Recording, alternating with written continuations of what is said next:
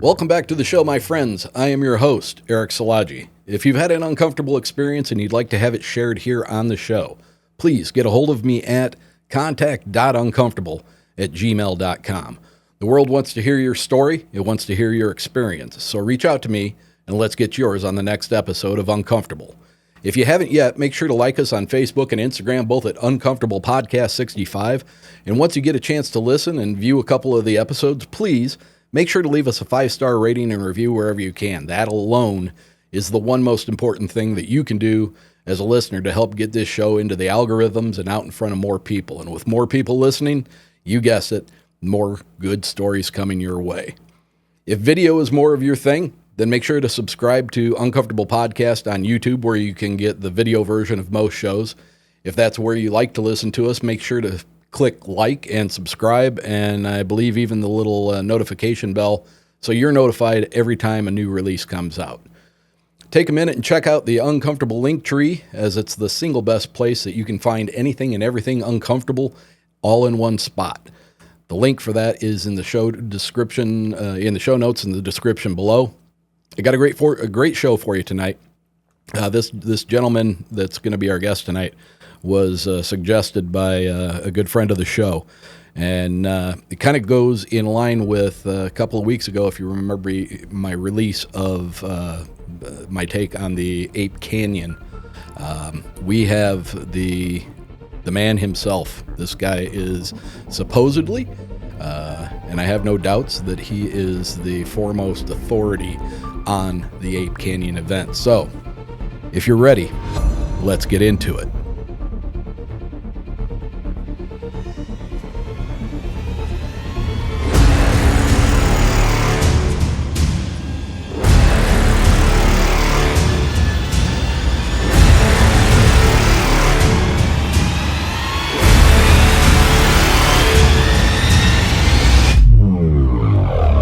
If you would, please give a warm, uncomfortable welcome to Mr. Marc Myrsell. Marc, welcome to Uncomfortable.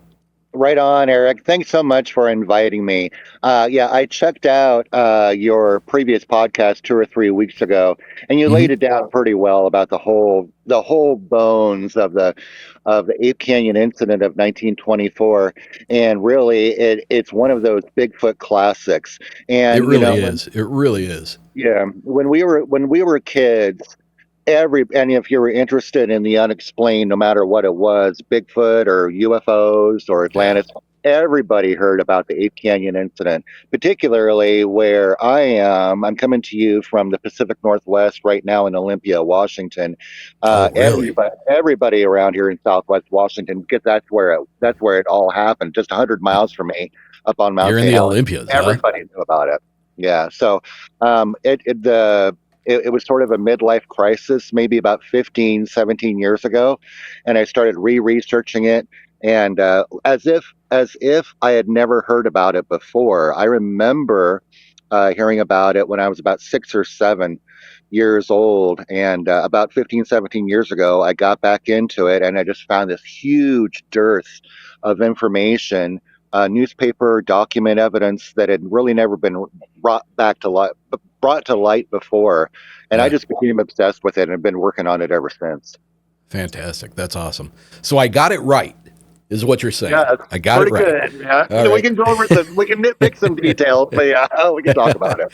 Well, I did notice, like, as I reread my script, there was some cloudiness in a couple of the different texts and resources that I was pulling from, as far as whether it was the main character who actually fired the first shot, or if it was somebody who was accompanying him on the way to the well to get, or on the way to the water source. And who that was the only part that I was like, I'm gonna leave it in there because I wasn't sure who did what. So yeah, the way that almost everybody, and probably you, got a hold of the Ape Canyon story, it's basically from two sources. My first source, when I was like 6 or 7 years old, was this great dramatization that was part of the film by Ron Olson called Sasquatch Legend of Bigfoot. I Yes. believe it came out 75 or 76, Yep. and that's where I first saw it on the Late Show. And it up until here in about 3 weeks, I got to say it was one of the best storytellings of the Ape Canyon incident. The other source material that most people first get a hold of this story is the book I Fought the Eight Men of Mount St. Helens. That came out in Right. 67 or 68, written by Fred Beck and Yep. his son Ronald Arnie Beck. And when you read that book, it's basically divided into two parts. The first part is a basic retelling of the events. The Hmm. second part, that Fred gets a lot of bad press on, is that in the second part it goes on and on and on about Fred's opinions of how we fit into cosmology, how Bigfoot fits into cosmology, and he philosophizes is the best word Right. for it, I guess.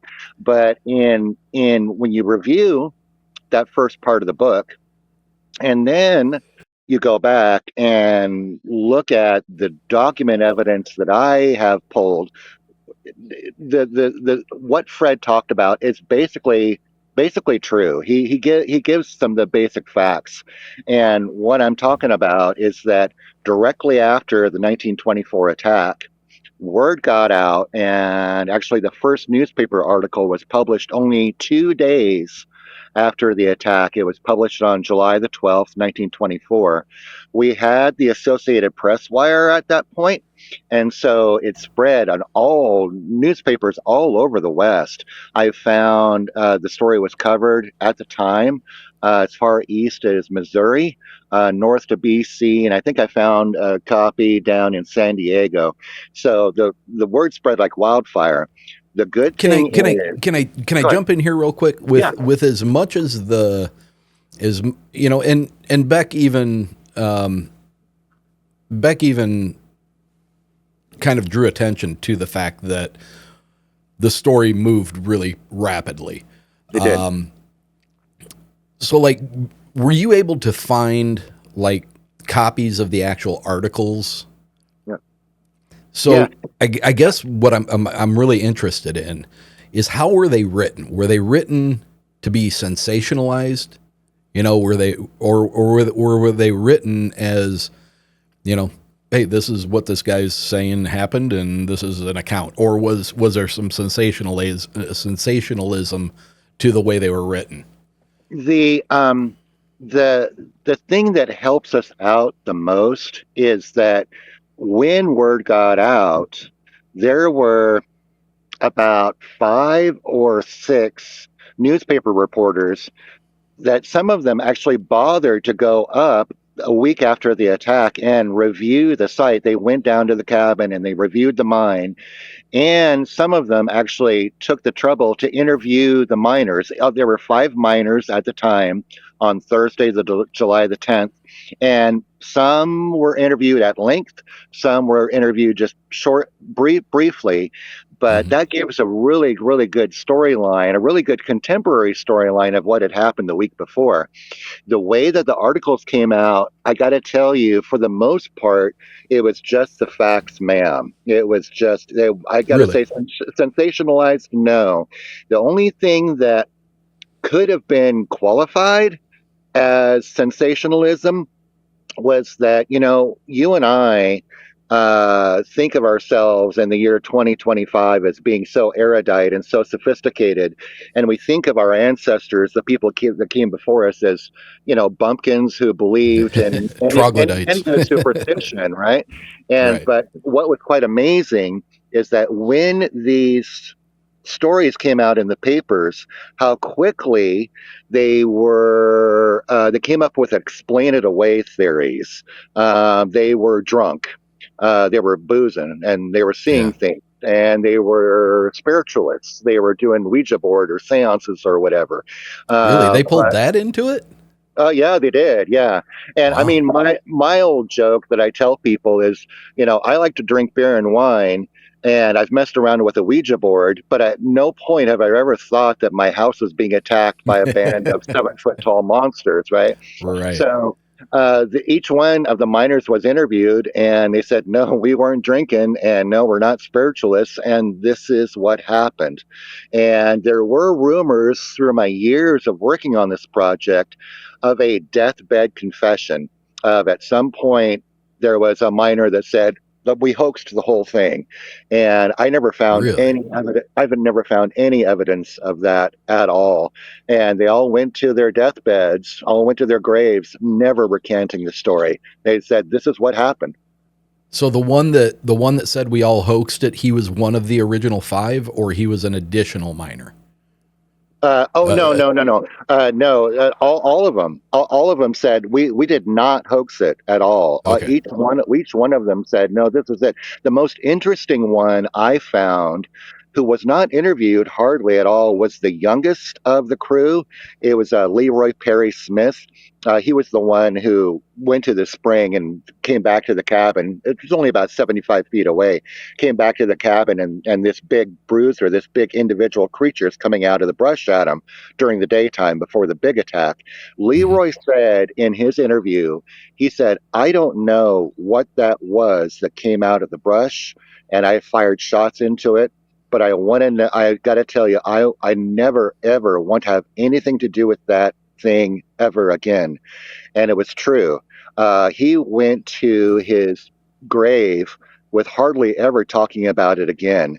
I have been Really? able to track down and became friends and have interviewed his daughter, Betty Mitchell, who is still alive.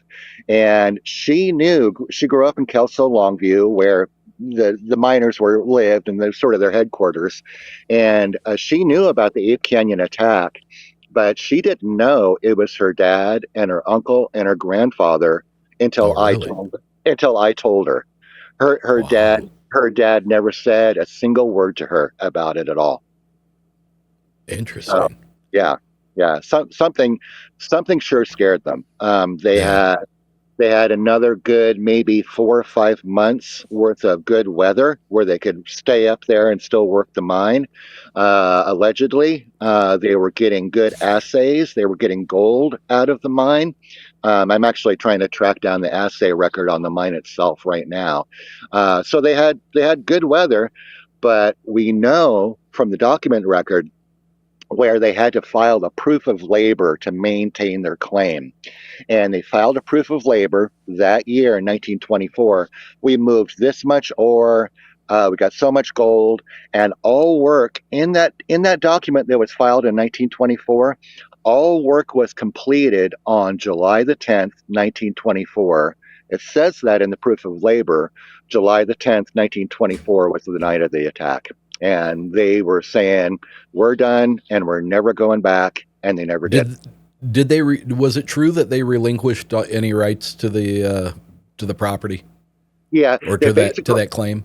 They basically did. Now, here in Washington and Oregon at the time, it was the issue is sort of like a donation land claim, where a land or with mineral rights, you have to lay claim to it, and then you have to work the mine for a statutory period of time. I believe in 1924 it was 3 years or 5 years, and so they had only worked the mine for 2 years at that point. They laid claim in 1922, and then by that proof of labor stating that all work was completed on July the 10th, 1924, they were ad hoc in a way giving up their claim. And at Yeah. that point, they never worked the mine again and never filed a proof of labor. So any mineral rights that they could have had just all disappeared. They're all gone. Right Yeah. now, the property was in a national forest at the time, the Columbia National Forest, and now it's in the Mount St. Helens Volcanic Monument, and you can't do anything. You can't. There are no mineral. You can no mining, no nothing. So the mine is there. The mine was found last year, but there it is. There could be gold in it, but you can't dig it. Yeah. without going into the story of it, because the people listening to this are going to have already heard it, just a couple of weeks ago, and on top of that, probably the majority of those people have already heard the story Sure, countless times. sure. What are the more deep seated aspects that you've uncovered over the years that would Well, impact this story even more? um, the my background is I'm a private land surveyor. My dad was a land surveyor, and I've been surveying all my life, and I'm still doing it. The thing about if I can bore you for a minute, the nature of land surveying is that, Eric, you call me and say I need to know where my property corners are. The Right. first thing that I do is a tremendous amount of document research because I need to find out what previous surveyors have done, or at least what they said that they did, what Yeah. previous landowners have done. I need to know what kind of groundwork has been done before. And then the next one is I have to go out and collect field evidence out in the field, compare that information with the document evidence. So I'm comparing apples and oranges and coming to some sort of conclusion. And so with the way that you and I grew up, in the early 70s. I was always fascinated with the unexplained mysteries of life, Mm. Bigfoot and everything, UFOs. And so I Yeah. found that my skills as land surveying, believe it or not, directly applied to my interest in historical stories of high strangeness, particularly if I think that there could be some sort of physical aspect to these old stories that could still exist. And Hmm. so the issue of Bigfoot today, is the Bigfoot phenomenon real? Absolutely, yes, it's real. What it is, I don't know exactly. Yeah, I'm more likely in the camp of a flesh and blood North American wood ape kind of thing. But there are other people who have like issues of like interdimensional beings and, Hmm. Yeah. portal and all that kind of jazz, which Sure. there's not that much evidence of that. So I really don't go down that rabbit hole. But you bring that up. But what I find really fascinating is in the book that Beck wrote. Once you get past the initial recounting of the story of that day and night, as you were saying, that book kind of drolls on philosophically. Sure. But there's some significant correlations to what's said in that book that lines up with and I hate the term, I wish they'd come up with something new, but the woo aspects of Bigfoot. There were some things that were like, oh shit, he Yeah. was talking about this back then. Sure. You That know, that that part of the book I find incredibly fascinating. And I hmm. feel like Fred Beck in I'm going to explain what I'm trying to say. Fred Beck in writing that really got a bad rap, where he was philosophizing about it, and then people are taking that as woo. I agree with you. I don't like Right. that term either. But what they Yeah. were doing is because of what Fred wrote in the second part, they were throwing the baby out with the bathwater. If they Exactly. don't And you like can't that do that. aspect, they're throwing everything away, right? The Hmm. fascinating thing about Fred, um, at one point in the interviews in 1924, he and his father-in-law, Marion Smith, who is really the patriarch of the whole Ape Canyon project, they were asked, are you guys spiritualists? Were you doing seances up there? And they were like, no, we're not spiritualists. It was the time in 1920s where there people were doing Sure. seances much more commonplace than perhaps Right. today. Yeah. That was a big thing back then. But the fascinating thing is that later on in life, as an older man on his property, on his house off of Allen Street in Kelso, he did become a spiritualist. He did become a faith healer, where he was conducting seances in his house and doing faith Really? healing. Betty, again, Leroy's daughter, attended one and witnessed her dad being healed by Fred Beck. And Fred claimed that he was, having levitations of chairs and ectoplasm and all the kind of classic seance kind of thing. Yeah. The other thing is that Fred was just a logger, mill worker, hardworking guy, union man all of his life. He may have been Lutheran, but he was just like a regular, hardworking guy. But I found it fascinating that he pursued that avocation later in life of spiritual healing and doing seances and stuff at the time in the early 1960s, right? Even before the late 60s, even before that kind of became in vogue, Right. The hippie movement and all that. Sure, Yeah. sure. So I find that part really fascinating. Ronald, his son, was now I tried to track down Ronald, his son, who co-authored the book with him. I missed Ronald by literally 3 or 4 weeks after Ronald had died. But fortunately, my friend John Pickering, who's a great Bigfoot researcher, he had interviewed Ronald Beck in the rest home.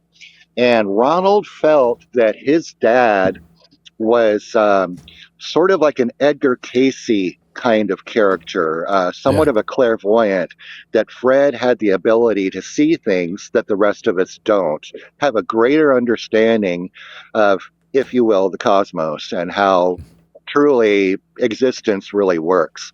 And so when you read that book and you take a look at the very few audio and video recordings of Fred Beck regarding Ape Canyon and comparing the writing in the book and comparing the interviews that Fred did, you can tell that that second part of the book was more Ronald's voice. I believe it was his son who was promulgating a lot of this, even though Fred was definitely on board with it. Yeah. But it was more Ronald, his son, who was Interesting. um, explaining what his dad did and what his dad knew, and explaining his dad's abilities. Yeah. But yeah, he definitely was a forerunner. Where I have great friends in the Bigfoot research community, yes, who are definitely in the camp of interdimensional beings and portals and being able to communicate either with mind speak or Hmm. leaving glyphs out in the woods with sticks and leaves and stuff in different arrangements, and then getting some sort of response back from these big hair covered creatures out in the woods. And so again, I don't like the word woo, and I may not agree with everything that they believe, Hmm. witnesses or researchers, but I can't discount what they have to say, because I believe 99% of the time when someone says that they saw something in the woods, they saw something in the woods. Right. What it is, I don't know.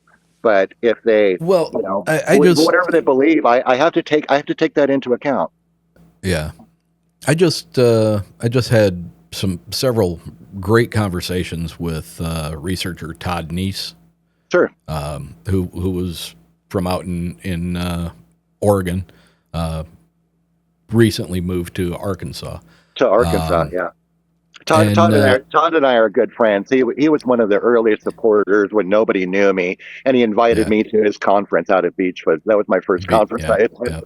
yeah, yeah. He actually extended me a invitation to that this year, which I was pretty floored because that's limited to 100 people and by invitation only. So I was honored by that. But Eric, are you going? I don't know that I can.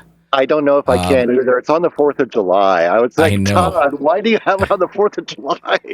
my But my girlfriend's birthday is the 4th of July, and geez, she supports me in what I do here. But not sure that I want to take her birthday and turn it into a Bigfoot weekend, and it would I, be a I hell of a hell of a I know. long drive, and I'll be damned if I'm getting on a fucking plane Yes. anytime soon with the way things Tell have been going. Tell me about it. I have a very similar relationship with my wife and my family, and she supports me greatly. And well, of course, I love her. She's the best person in the world, but she is also somewhat of a skeptic as well, which is good Uh, because she really questions my stuff as yeah. she should, you know. But yeah, I can't push it too hard. So I Well, understand. it's interesting because, my girlfriend knows of this stuff. She, but she's not like dove into all of it. I mean, most of what she's heard has been from going and listening to my shows, Okay. right? So, whether I'm whether I'm right or wrong, that's where she's getting her information. But it was a grand gesture on his part, and I would love to be able to say yes, but I just don't know that. I don't know that it's in the cards. Yeah, I hear you. But I guess what I was before we got sidetracked on that, what I was going to say is, like people when they have these experiences, according to Todd in his account, he guesstimates that he witnessed these three beings for a period of maybe 20 to 25 seconds. Right. And that changed the course of his life. Yeah. Not immediately, but Yeah. ultimately, within a couple of years, he had transitioned into that being. I gotta figure this out. I gotta find out what it was. I need to talk to people who've seen the same thing. And in 40 years, that's an impactful thing. It When is. when you see something for and his was a prolonged experience. It was. Most reports are much more fleeting than that, Oh, absolutely. but nonetheless, no less impactful. I mean, it changes the history of how those people view things and their interests. And I hate to use the word obsessed, but some people become drawn to research and, if nothing else, becoming enthusiasts about the topic. You know, um, I, I, my friend Shane Corson, and he's with the Olympic Project up here. He I've taught me got an the interview term. with him next week. Oh, with Shane. Okay, great. I Well, do. yeah, okay, that's good because Shane is one of the best people in the world, and actually, he is an Ape Canyon veteran. He's been up there with me twice. Has he? Uh, great guy. Shane taught me the term confirmation experience, and with Bigfoot, or probably with Hmm. any other subject, but a confirmation experience is where you see that right in front of you, and you may not have a word for it, and you may not understand what you're seeing, but there's no denying what you Yeah. saw, right? And so, up until about 2 years ago, getting involved with the research community and talking to people about Bigfoot and talking to people about Ape Canyon, people would come to me, especially at conferences or whatever, and they would want to share their story. A story that could have happened 25 years ago when they were Yeah. 14 years old or whatever. But one fellow told me he was just looking for a safe space and a safe, friendly ear to hear his story, right?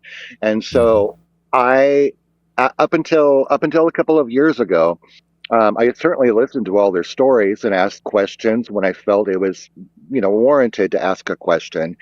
But I kind of got the impression, hearing these stories, and I'm not trying to discredit the term I'm about to use, but it almost seems to be a PTSD kind of phenomenon where these witnesses encounter something that is so that really twigs your brain. It's something that you have Yeah. never ever seen before. And after that, it's like PTSD. It's like looping in your head over and over and over again, and you have to do something about it. Pursue Mhm. research, go to therapy or something, because it's there. On another project, another historic monster attack project down in Southwest Oregon, of a series of attacks and different stuff that happened over the period of actually 30 years. I was down there again, like Ape Canyon, looking for physical evidence of gold mining activity in a cabin that was attacked twice in 1 week, and driving out way out in the national forest, out in the middle of nowhere. I had the weirdest 5 or 6 seconds of my life where at 200 feet in front of me, crossing the road, were two individuals that just Really? bolted. And it was about 5 or 6 seconds of my life. I was driving. And when I first saw the first individual enter the road, I was about 200 feet away or so, slowed the car, kept up on him. By the time the second individual bolted up the hill into the woods, I was nearly right on top of him. And all I can say is I know what I saw. And my Bigfoot research friends say, "You don't think you saw Sasquatch?" And I explained to them what I saw, and they're like, "You saw two Sasquatch individuals." And I'm like, "I don't know, because frankly, I'm not even sure what Sasquatch is, but I know what I saw." And again, dealing with other family members who may not have delved into the subject as much as we have. Right. My sweetheart, my wife, says, well, the only other explanation besides Sasquatch is that someone is raising and releasing orangutans into the national forest down in Not Southwest likely. Oregon. Not No, likely. really unlikely. But yeah, Interesting. So now that it really took your brain. now you've brought it up, so I got to ask. I got to do what I do. What did you see? Oh, so here I'm going to give you one historical aspect about the Thompson Flat monster. My term for the project is the Thompson Flat monster, and it happened at Thompson Flat down in Curry County, Oregon, about 20 miles from the ocean, about 60 miles north of the California border. Historically, starting around 1873 and going into the teens of the early 20th century, there were a whole series of encounters up there. A lot of them not that friendly. It was not just a road crossing. These were aggressive individuals, tall, bipedal, covered with hair. No hair on their face or their hands, and camps were being torn apart, dogs were being killed, taking shots into it, just like Ape Canyon, seemingly to no effect. At one point, over the period of about 18 months, four miners were found dead individually with their bodies beaten to a pulp or their heads bashed in. Oh Completely my. unexplained deaths. Oddly enough, those miners are buried up there in the national forest, and we were able to track down their burial plots up there and their cabins and their gold mining activity and everything. Yeah.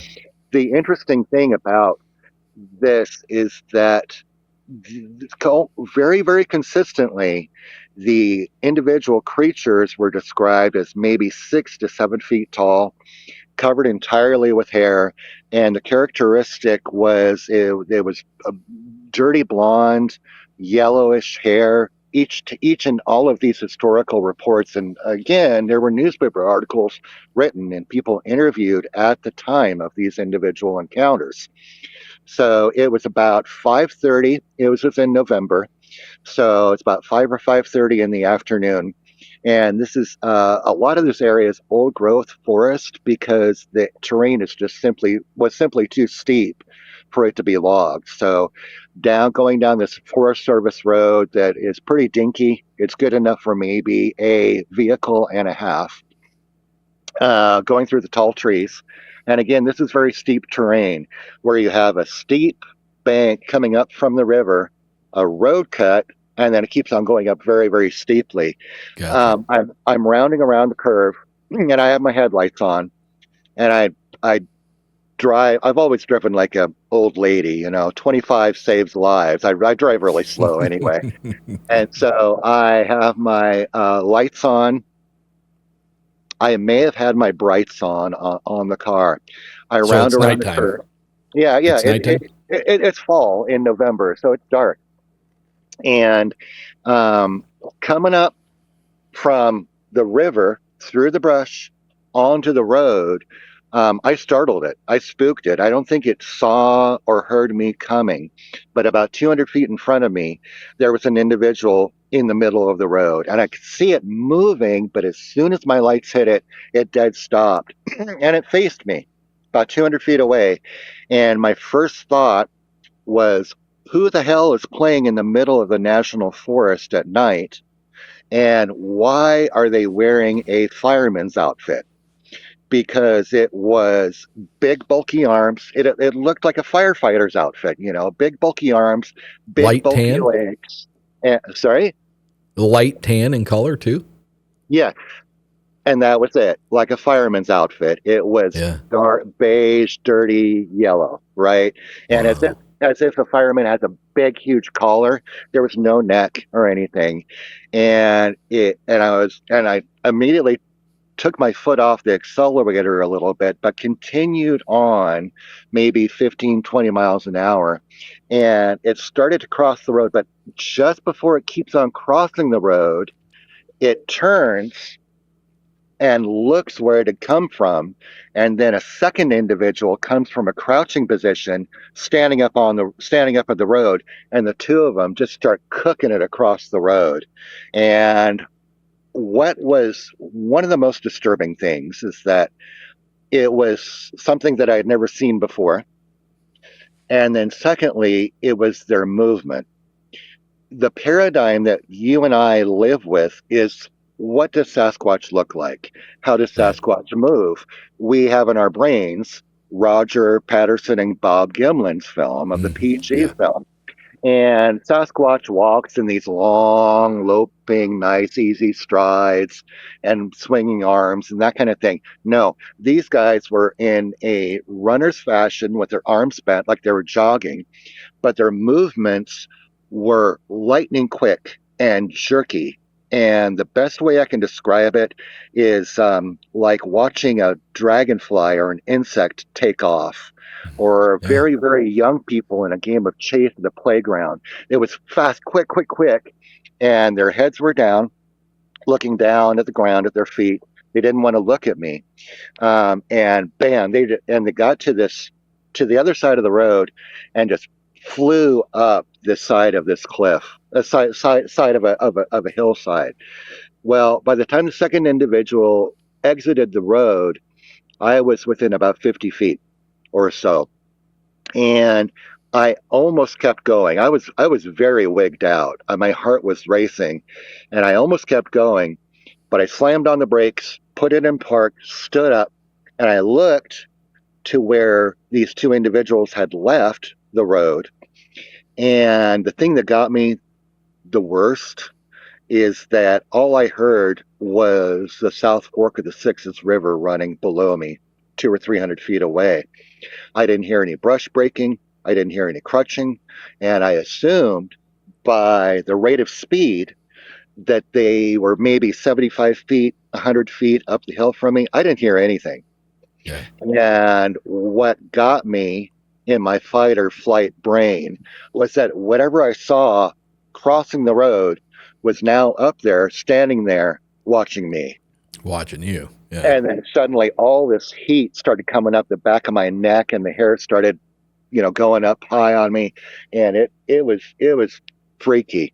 I had been up there. Do you think that feeling that you had was just the realization of holy shit, I just saw something that shouldn't be, or do you think that that was do you think that it's possible that that could have been kind of a side effect to what so many people refer to as being zapped or being having their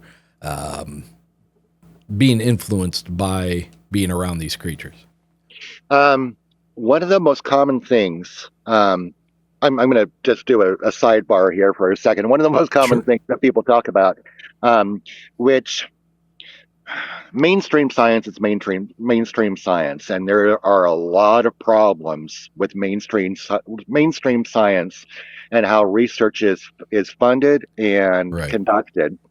And I'm going to talk briefly about infrasound. Infrasound is, there are some people in the mainstream research community, science community, it's like that's nonsense and it's never been proven. I completely disagree. Right. Of Infrasound course. is a known phenomenon. And Elephants, there's lions, sharks. animals in our natural world that exhibit and use that to stop their prey. To stun. Yeah, Yeah. exactly. And yeah, exactly. So it's a real phenomenon. And of course, the idea is that infrasound is not audible to our everyday ears. Mhm. So whether it was that phenomenon with me and other people, because that was my only, I've heard some very strange things in the woods that I can't explain. I've seen tracks, fortunately one that we were able to cast up on the mountain, but I never had that confirmation experience. So for me personally, about what happened to me, again, I don't know. By my 20th encounter, by the time I'm dead, maybe I'll be able to have more comparative, compare the experiences. But that was Yeah. my only one. Number one, it was something that I had never seen before. And also the movements. The movements were like nothing I saw before. They were upright, bipedal, walking like a person, running like a person, but they weren't shaped like a person. And the way that they moved certainly was not like any person I've ever seen move on video or live. It was just plain disturbing. It was plain disturbing. It was disturbing to the point where I got back to the reception area where my phone would work, and I'm like 6 or 7 hours drive from my family. We're going to stay in a hotel room because we have some more research to do, document research to do. And I got to the hotel room, and the first thing that everybody should do is I got my notebook and a pencil and I started sketching out what I had just seen 3 or 4 hours previously. I called into my family and I was on speakerphone with my wife and one of my sons, and I couldn't tell them. I just couldn't tell them. But 2 or 3 or 4 days later, got back home and I was like, honey, I saw something in the woods. Something happened in the woods. I saw something. And told her about it. And Thanksgiving was about a week later. So friends and I called Shane, talked to other people in the Bigfoot research community. And the oddest phenomenon for me, the first dozen times telling people this story, is I couldn't get through the story without tears coming down my face. And I don't know why. I didn't feel in danger. I didn't feel unsafe. I really didn't feel threatened.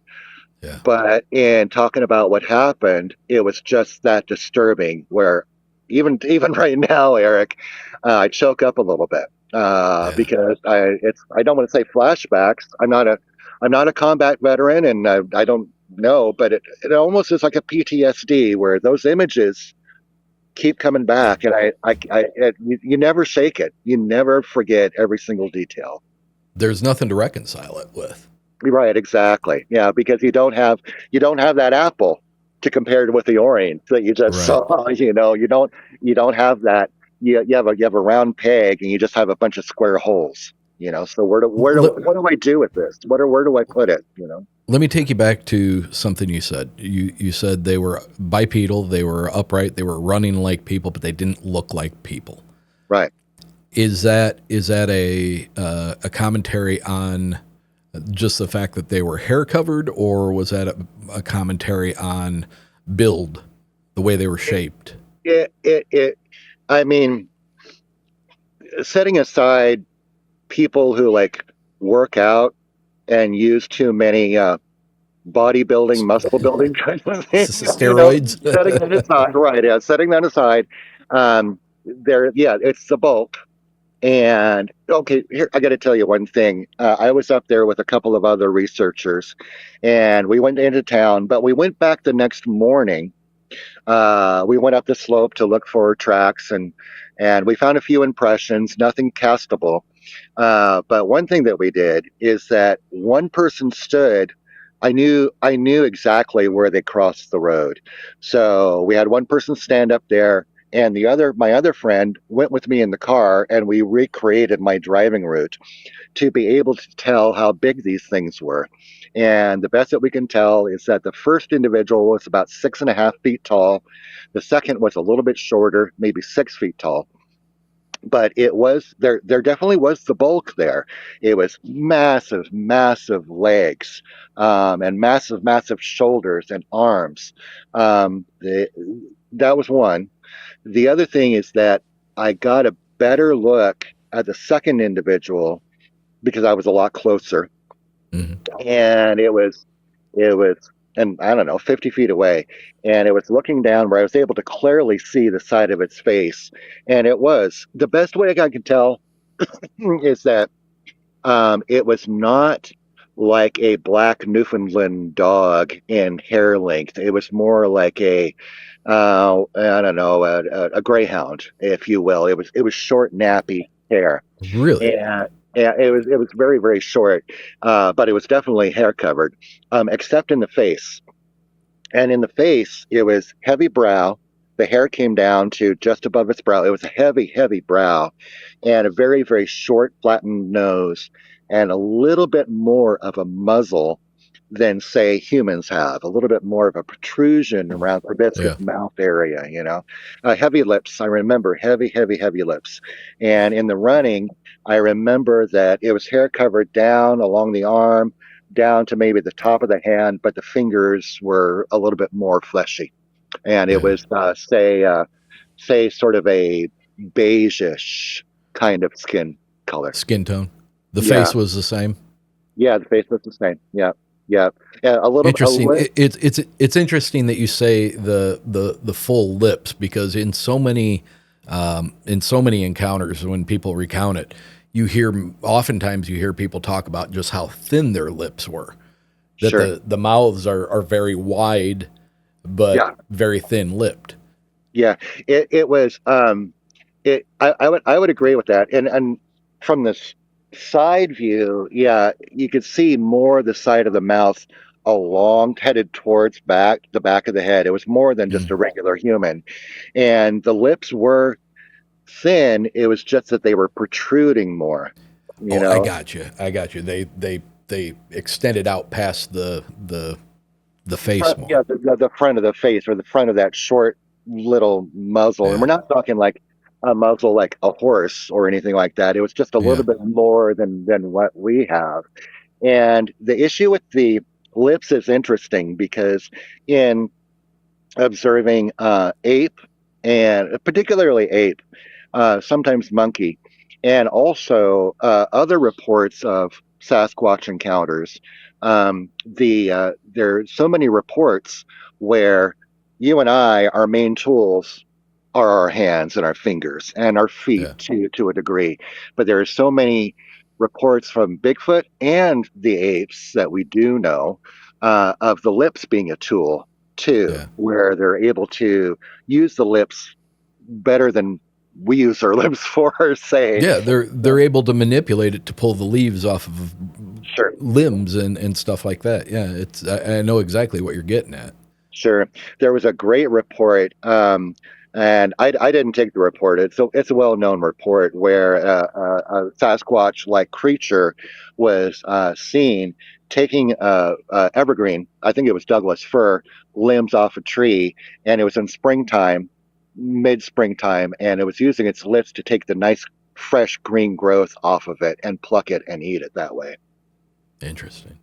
It wasn't chewing; it was using its lips to Yeah. pluck it off. It's funny because, excuse me, just not too long ago, and I guess we'll give Small Town Monsters a plug here because you've got something coming up very quickly in the near future with them.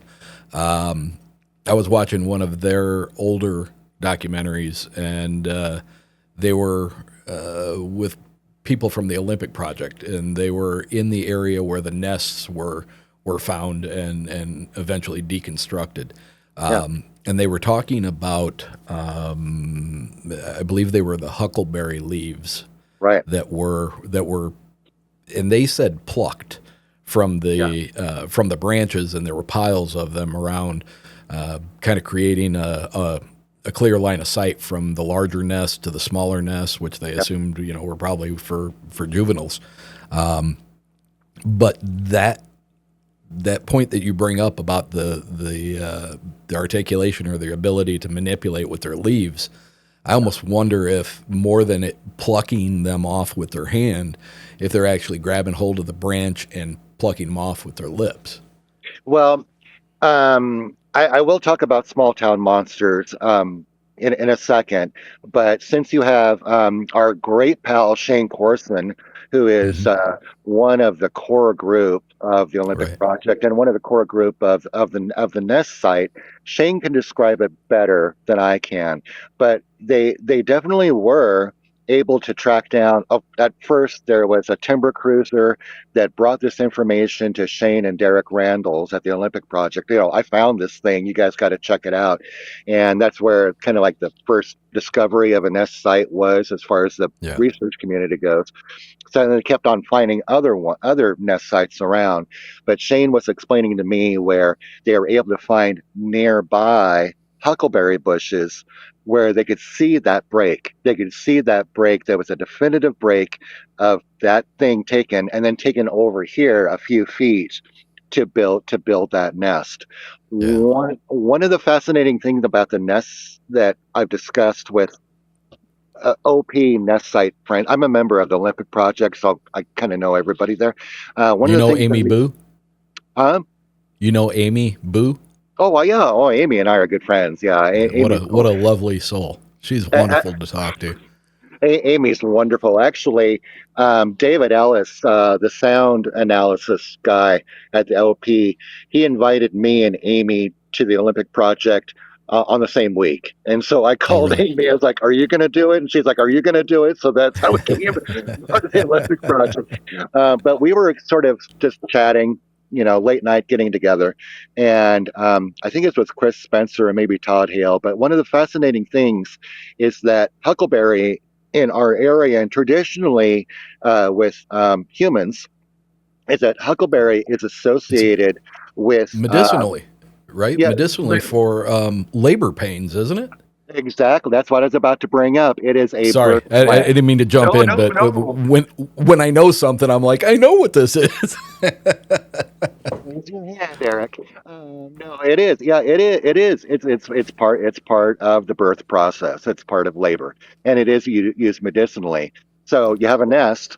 Why do you build a nest? Well, I need a nest in order to make babies, and Yeah. there were other things found as well. Of course, things that were So, local. are, Uh, so do you Burn. think that the big nest was actually like the love shack? I'm going to let you ask that question of Shane.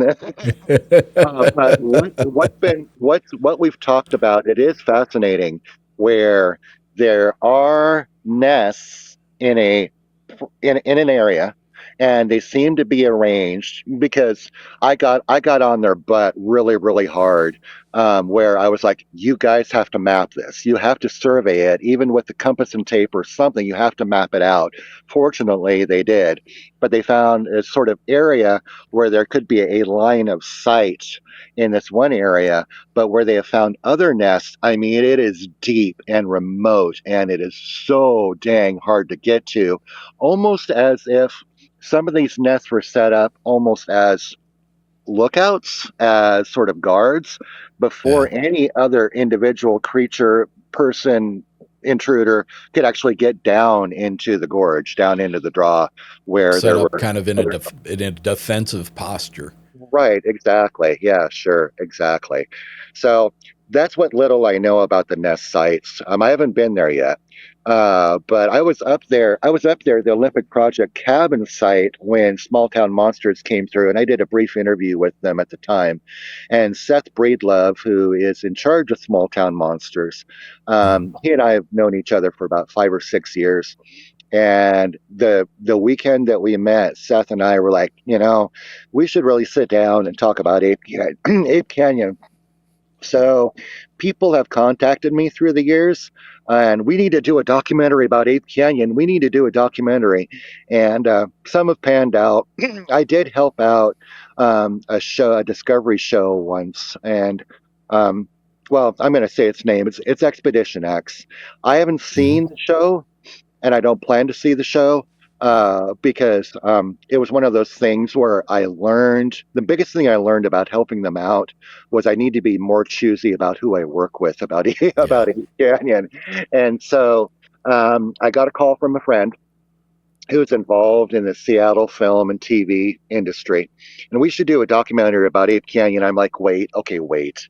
So I called Seth and I was like, it's kind of now or never. At the time, we were coming up on the 100th anniversary of the Hmm. attack. And Seth was like, let's go. Let's do it. So he pulled the trigger. And so Perfect. he put my good friend Eli Watson in Hmm. charge Yep. of production and direction. And we have been filming off and on in about 4 or 5 different trips. We were up there on the exact minute of the 100th anniversary. We're up at Ape Were you Canyon. really? We Oh, did cool. a lot of great filming up there on the site. We have collected I should say Eli has collected a tremendous collection of interviews with family members who are still alive, other people involved in the research community. And Eli has sent me some rushes. And right now, just the story cut, even without all the recreation and all the other cool pictures and stuff, Yeah. it's just shy of 2 hours right now. So it's like Wow. I mean, it is really, I'm sorry, Eric. I have helicopters going up with me right now. Um, Are they black? yeah, I can't, Are they they're black in and the trees, unmarked? Eric. I can't quite see them. Um, um, but from what I've seen, I am thrilled. That's why I wanted to do it with Seth because Small Town Monsters does such quality they work. they really And do. Seth is the kind of guy I've filmed with him before, and they're the kind of people who they don't tell you what to say. They'll ask questions. They don't have you, okay, no, no, take two, take five, let's redo that. They Right. just turn on the camera and let you do whatever you want to do, right? And Yeah. so from what I've seen, it's being called the Siege of Ape Canyon, and it's going to be released in about 3 or 4 weeks.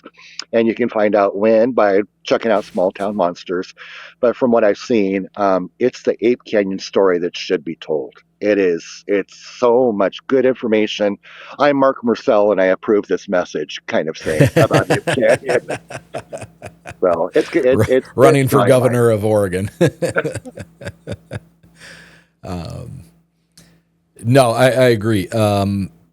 They are, I think some people kind of accuse them of being a Sasquatch mill because they do put out a lot of content. Yeah, But by and large, most of it, let me say this, all of it is well done. yeah, All of it is visually appealing. It's a even if their episode or their what am I trying to say? Even if one of their documentaries doesn't have any kind of mind-boggling, mind-blowing proof, or it is still a very comfortable thing to watch yeah. because the production and the cinematography is really well done, and it's a very very relaxing, enjoyable to the eyes. I think that is actually a very good sign um, because, as a friend said, Bigfoot research is like watching paint dry or watching grass grow. It can be That's a good point. incredibly boring. It can be incredibly Yeah, boring. So if some of the small town monsters episodes productions seem rather dull, I think that is a very good sign because Seth has a background, if I'm right, if I remember right, he has a background in journalism, I believe radio and TV. And I've always had fantasies about being an investigative journalist, but I realize I lack one skill, and that is getting the story and getting it out. Get the story and get it out. And that's one thing that Seth is very good about. It's yeah. amazing on very little money what great quality he has and how he's Hmm. able to get the story and bam, get it out. And he's really good at it.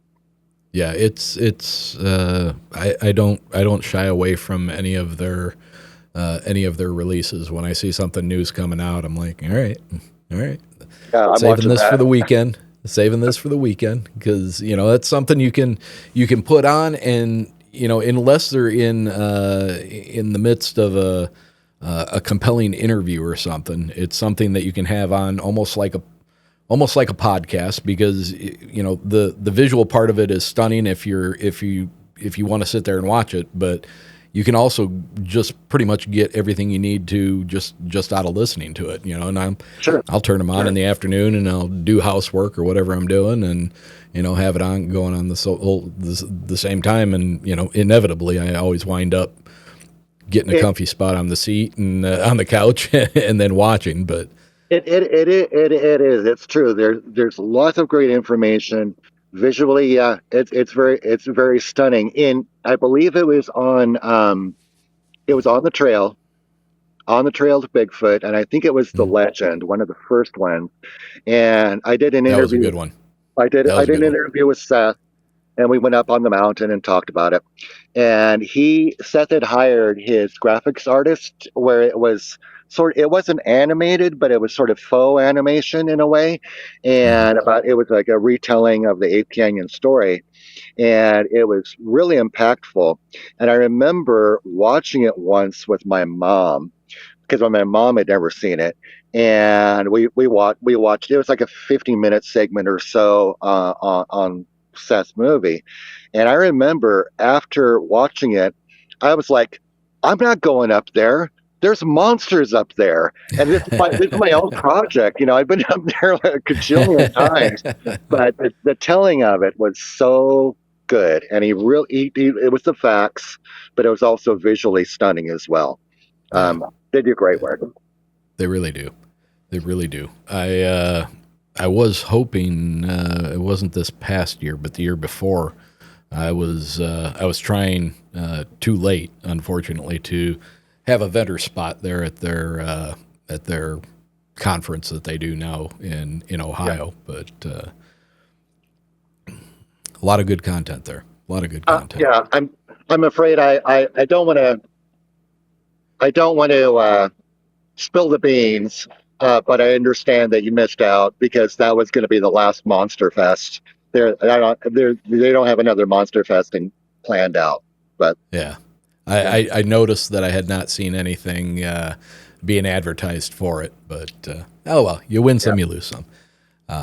I had other stuff going on that sure. was equally important, so maybe they'll do it again.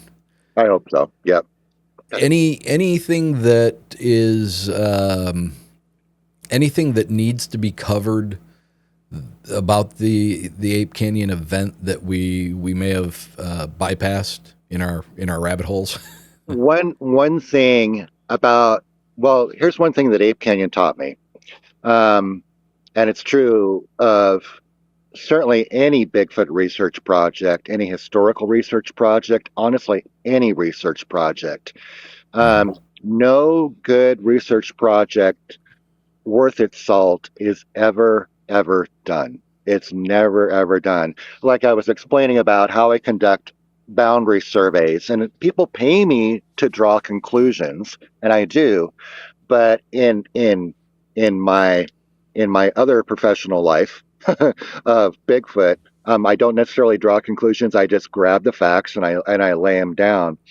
And the fascinating thing about it is that sometimes in this project, I've gotten to a point where it's like, I have tracked down every dang little tiny lead I can think of. And then suddenly, out of the blue, something new crops up. Yeah, An older person shows up and she says, my grandfather knew Fred Beck. And they lead me down. They open up a whole new door for me and provide me with great information. Case in point, which is going to be featured in the Small Town Monster film, on screwing around on Facebook. there's somebody who runs a page of Mount St. Helens before 1980 eruption. It's old pictures of Mount St. Helens, and he had posted this picture of these two Forest Service rangers building a fire lookout in 1924 on Mount St. Helens. Well, I knew exactly who these guys were, and they were the two rangers who had talked with the miners, and these rangers had actually gone up to the cabin site. Right. And I got a hold of this Facebook guy. I was like, "Who is this that gave you these photos?" And he put me in contact with an older woman named Sandy, who has become a gem for this project. And I called Sandy, and she was like, "I know exactly what you're talking about. One of those rangers, a guy named Bill Welch, who had first encountered the miners when they came off the mountain, it was her grandfather's brother. And there in the family album that's been sitting there for 100 years is Bill Welch's old photos that he took a week after the attack of the cabin, Really? of the miners. And these photos are so crystal clear. At first, being an older guy, at first I thought they were AI, but I sent them to my photographer friends and to my AI young junkies, and they were like, Yeah. "No, this is the real deal." And these are so crystal clear. They're beautiful photos of the cabin and the whole area, and they're so dang good. On this last trip on July up there, we were able to go and find each and every single vantage point of these photos 100 years ago. And so Really? that was case in point. And Sandy's been a great supporter of this work. She's like, use this photo to tell the story. And like I said, no research project is ever really done. And don't think that someday somebody's going to open the door and have nothing for you. Somebody's going to walk through your door and say, "Eric, you did really good work on this project, but here's some new evidence that you may not have Yeah. found before," and it'll knock you on your butt. Can we look forward to seeing those photographs in the Small Town Monster project that's coming up? Yes, yes, absolutely. Eli has Really? all of them. Plus, Eli doesn't have all of my file, but a lot of the most juicy parts. So Yeah. you can see those photos there to plug somebody else as well. Some of my stuff that I have found, artifacts from the cabin site. I was able to use them legally for outreach and education. And some of them, I found old spoon, baling wire, a broken saw from the miners because we were able to find the foundation of the cabin. Found some of their tools. Some of these are on display at Cliff Barrickman's North American Bigfoot Center out in Yeah. Boring, Oregon. There's a great Ape Canyon display there. And also along with Sandy's photographs that you can see there as well. That's awesome. My daughter and her boyfriend, not this past summer, but the summer before that, um, they had a whirlwind trip out to the West Coast, and I told her. She said that they were going to Portland, and I said, So "Sweetheart," I said, "you're gonna be so close. You have to go." it's 20 minutes away from downtown Portland. Yeah. And she went, and my God, man, the number of pictures and videos that I got from that girl, she said this was amazing for the low cost to get in, Oh, yeah. and the just trove of information and stuff that was in there. She said it was absolutely amazing. So Absolutely. The good thing about Cliff running that, not only because he's like, oh, superstar Cliff Bergman. I mean, Cliff is one of my best friends in the world, so that's why I'm talking trash about him. But not only is he like a TV star and stuff, he is the real deal. He is a yeah, great, great researcher, and because he has a public attraction of this museum, he has been able to get his hands on some amazing pieces of documentation, some amazing artifacts that yeah. he wouldn't have been able to if he hadn't. He's basically starting a library, and one of the best libraries in the world, honestly, for Bigfoot research. So it is well worth going. His staff, Nico and Tyler and Dave, are so well versed and so well educated and into the subject themselves. Even if Cliff's not around, those guys will take care of you, and it's a treasure trove of information. I had the honor of getting to sit down with him, yeah, albeit a very brief interview. I think we got maybe 25, maybe 30 minutes. at a Bigfoot conference in Michigan about maybe 4 or 5 years ago. Really nice guy. A little guarded at first, but once he realized that I was just there to have a conversation, he loosened up pretty quickly, and it was a lot of fun getting to talk to him. I've tried reaching out a couple of times to get him on the show and do an interview, and he's like, "Man, I'm just so busy with doing his own and running the storefront and all that." So maybe someday. Keep bugging him. Keep bugging him. He'll come around. Well, Marc, it's been absolutely intriguing talking with you. It's been an absolute pleasure. I love your take on this and your passion for your investigative meanderings through this topic. If we had more time, I would probably first off ask you if you ever came across any information that was legitimate about the Sasquatch sightings and apparent interactions that happened after the Mount St. Helens eruption. So if you give me a nod or a shake of the head, that would be something I'd be happy to revisit with you at another time when you had more time. Heck yeah, absolutely. Let's do this again. You bet. We could talk about that. Yeah. Again, sir, thank you so much for taking the time. It's been an absolute pleasure. Great meeting you. Had a great time with you, Eric. Thanks so much. Let's do it again. Yeah, you bet. All right, sir. Good night. Good night. Thanks, man.